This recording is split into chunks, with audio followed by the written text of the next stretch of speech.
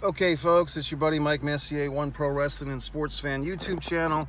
I've got a few issues to discuss. I am going to go deeper. Me and my buddy Jimmy Faluca are going to do a live stream this week at some point. Just check for the notifications. Jimmy and I have done some really great tribute shows recently to Terry Funk, Bray Wyatt, etc. So we're going to do like kind of a update of all wrestling stuff. I did have a question, though, that I didn't want to drag on any further in time. A nice viewer, hopefully a subscriber, asked my thoughts on Lexisking, I believe is the name that Brian Pillman Jr. is now using in NXT. From all I know, he's only done the one promo, the 1 2-minute promo. It's easily found on YouTube. Basically, you see Brian Pillman Jr.'s hand with the remote control. He's watching modern-day WWE stuff. Then he comes in with the voiceover discussing, his father's legacy, that everyone goes up to him and says, "I loved your dad." We see some pretty cool montage clips of Brian Pillman, the original, in action. Some nice facial manipulations with Senior and Junior with the special effects. And then he basically says something like, "Hey, I didn't really know my dad. He was dead before I got to really know him." He says this as actually more like a heel. It's more antagonistic towards his father. And Brian Pillman Jr. at the same time is kind of adopting the late 95, early 96, Brian Pillman and ECW loose cannon look. And it's a very specific look because even by the time we got to 97, Brian Pillman and WWF at the time still looked kind of like that. But the real peak of this kind of like the jean jacket, the leather vest, if it was a jean jacket, like the leather vest, that symbol, that kind of variation on the Four Horsemen symbol, that really peaked when he was in ECW for just a couple of shows. So, and of course, Brian Pillman, now I don't want to backtrack into a whole Brian Pillman discussion. You can watch my Brian Pillman tribute and memories wrestle ride from several years ago, which still stands up. Brian Pillman Jr. I have met on a couple of occasions. He's a really nice guy. And I think that might be my issue here. And I don't want to, blow up Brian Pillman Jr.'s gimmick here. But to be honest, it's not like I have a million subscribers like some of your wrestling fuck friends, Solomonster, or even my buddies Monty and the Pharaoh. If you want more people to know about the wonderful world of One Pro Wrestling and Sports Fan, Mike Messier, then share these goddamn videos, okay? Do your fucking part. But as far as my thoughts on Brian Pillman Jr., take it on the Lexisking, I have mixed feelings. My mixed feeling comes with, I believe that wrestlers are always best when they play into their true selves. The reality is that Brian Pillman Jr. is a really nice guy. He was dealt a very interesting hand, better than some, worse than some. Yes, he's had that name to kind of boost him and open some doors, and he's had guys like, his father's tag team partner, Steve Austin, has looked out for Brian. On the other hand, it's well documented, the family issues that were documented, I believe, on the A&E special or the Vice special about his father. I guess it was Dark Side of the Ring, the Vice 2-part special. So we know that Brian, like I said, he's had an interesting hand to deal with. Having a famous father that you can go and watch all these videotapes of, but yet I think Brian Jr. was 3 when his dad passed away. It's really interesting. It's pretty unique. You know what I mean? I'm trying to think of how old Lisa Marie Presley was when her father, Elvis the King, died. And I'm sure that there's other people. I'm sure Martin Luther King Jr. had several children. His children were quite young when he was assassinated. Abe Lincoln, our former president. We could go on, but there's really an interesting thing there of having this kind of shadow character, especially when you do have the same name. But so it's an interesting thing, quite frankly. Now, Brian Pillman Jr., I don't think it's a surprise. I don't think it's a shock. From the limited time that I've spent with him, he's a really nice guy. So I don't know because what he's doing in this vignette, or what they're having him do, to be more accurate, quite frankly, is they're having him kind of disregard his father's legacy, kind of be disrespectful to his father's legacy as like a heel tactic, and yet he's looking a lot like him. He's looking quite a bit like him with the hair, and even with the ECW late 95, early 96 WWF look.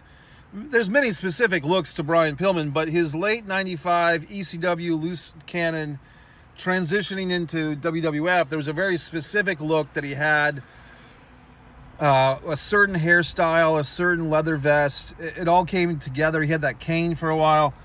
And this Brian Pillman Jr. vignette, and I've only watched it once. I suppose I could have watched it 1,000 times, but I think I got the point after one time. He's kind of disregarding and a tinge disrespectful, and I know it's just in character. He's not really like that, to his dad, yet at the same time, he's emulating his father in his appearance. So that's your typical WWE. They try to be edgy. They try to, and they just don't do it right anymore, in my opinion. I mean, if you look at the stuff with Goldust, and I have a tie-in with Goldust, but if you look at the 1995, 96, especially Goldust stuff, how edgy that was, and then they water it down. And here, I don't think they're watering it down. I just think that, the writers that they hire for these goddamn NXT and WWE SmackDown, they don't hire real wrestling fans that are educated and also great writers like myself. They hire people like that comedian lady 4 or 5 years ago who didn't know goddamn jack shit about pro wrestling, but they hired her, okay? And then they fired her, okay?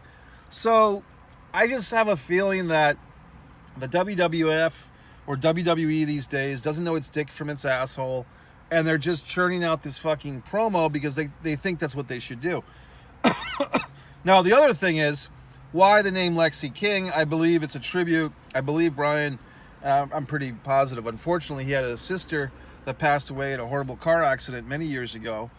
And I believe the name, I don't want to misstate anything. I believe her name was Alexis or Lexis, she went by. And this name is a tribute to her, the first name, and then King. I don't really know that much about this, but I suppose it's like a stepfather type or a father figure that Brian had, and I don't know that much about that. But I don't have so much a problem with the name per se, although I don't think it's great. I just think it's the reason why they're doing that is so that the WWE can have the IP, because they don't want Brian Pillman Jr. to be another wrestler that they have to haggle with, or he keeps his own name, comes in and out of the company, and if he ever leaves the WWE, which everyone leaves eventually, if he goes back to AEW, maybe the NWA, or TNA wrestling is bigger at that point.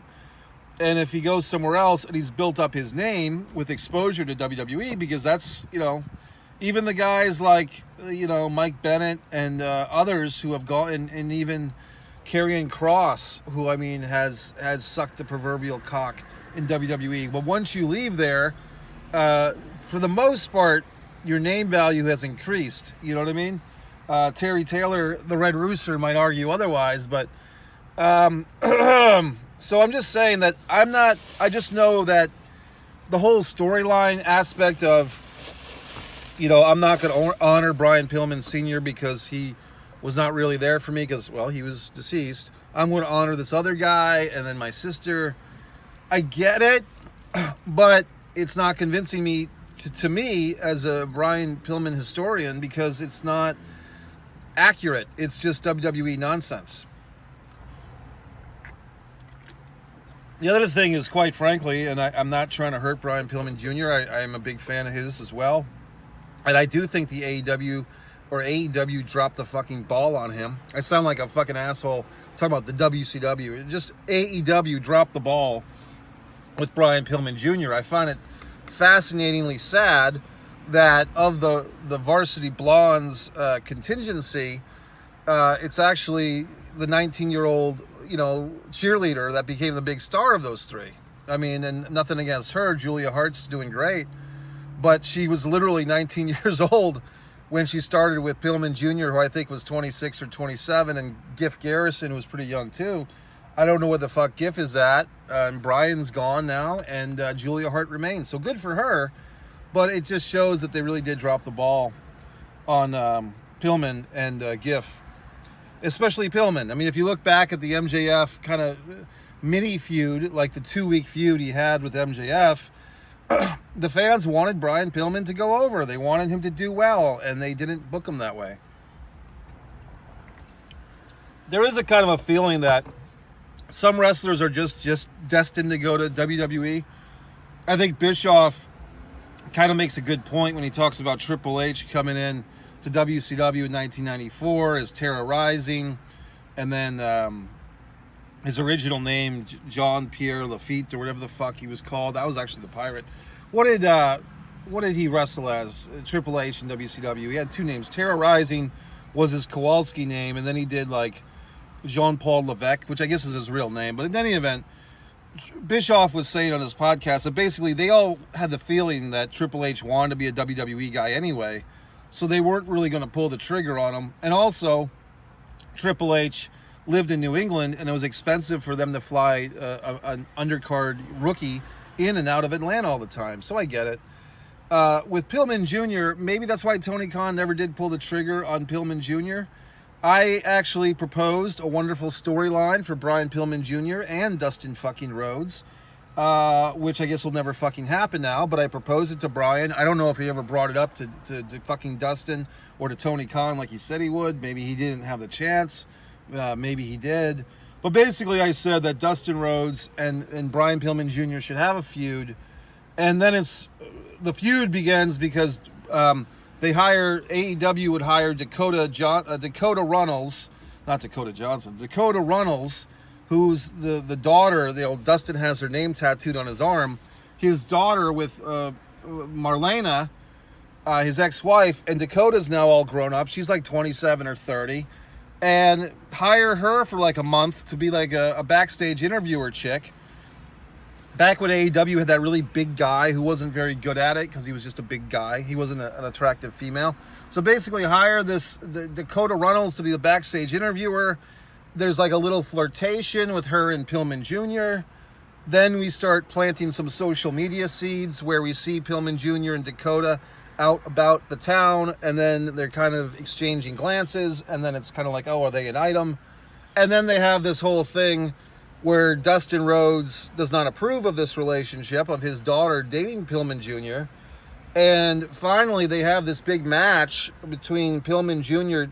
against Dustin Rhodes, and basically it's if Dustin wins, then Pillman has to drop his pursuit of Dakota, Dustin's daughter.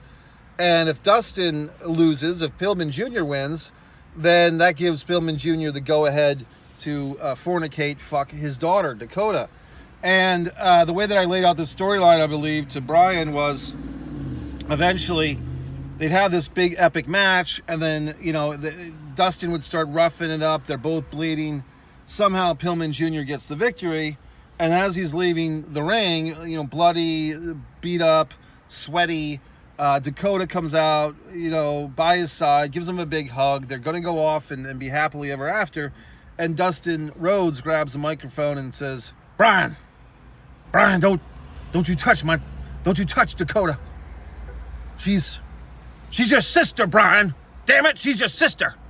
And the whole fucking point, okay, is that the idea being that Brian Pillman, original, senior, fornicated, fucked Marlena to bring Dakota into this world. They never told Brian Pillman because he had enough kids already. He had enough stepkids and kids. By the time that she was knocked up, Marlena, or realizing she was knocked up, Marlena, Terry Runnels, was back in the loving arms of Dustin Runnels.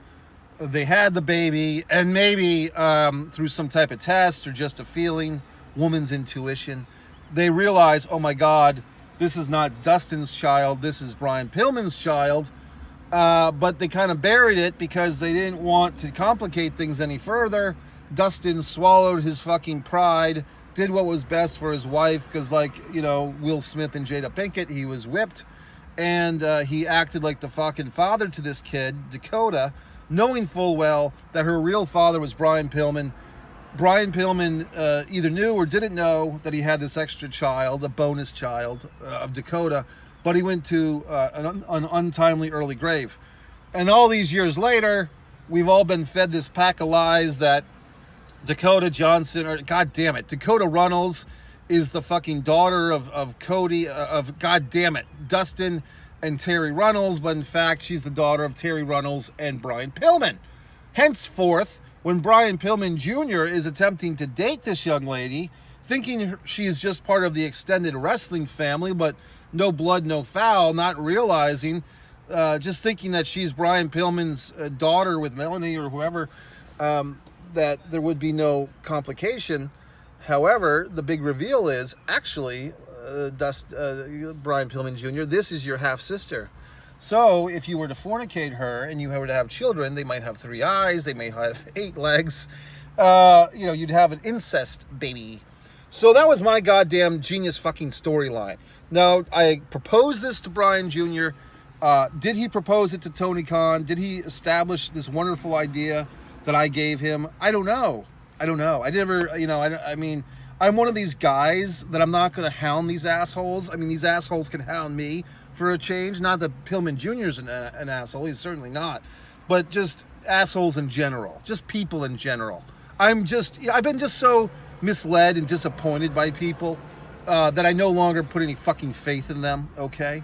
So there you go. So there you fucking have it. So now, all that being fucking said, unless Dustin Rhodes makes a sudden comeback to WWE, unless those assholes are monitoring my goddamn videos, the storyline probably will never fucking happen, so forth and so on and on and on it goes.